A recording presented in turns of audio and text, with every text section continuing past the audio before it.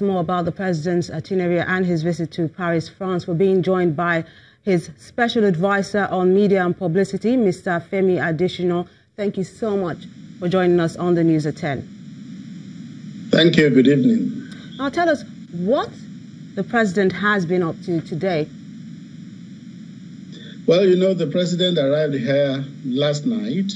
So today he got briefed on the whole program for the whole summit by the Foreign Affairs Minister. And then this evening, he visited the D'Orsay Museum.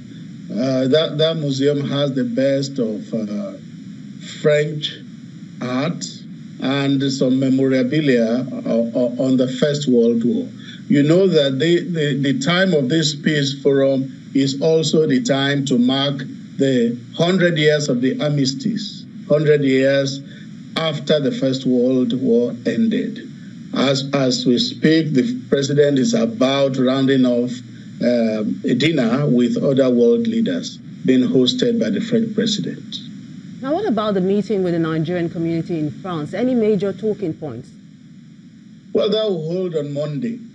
And the issues that will come up there will be the ones generated by the Nigerians in diaspora.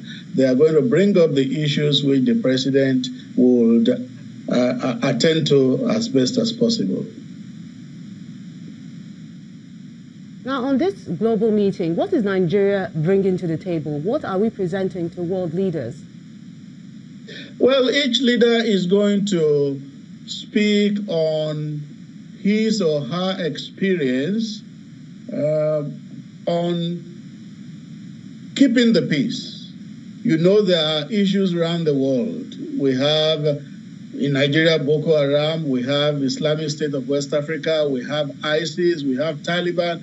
Almost every part of the world has one thing or the other to raise. So leaders are going to bring that to the table, their experiences, keeping the peace in their countries, in their regions. But our president specifically tomorrow will talk about stopping illicit flows out of Africa. You know, he's the champion of anti-corruption in Africa. And corruption has to do with insecurity.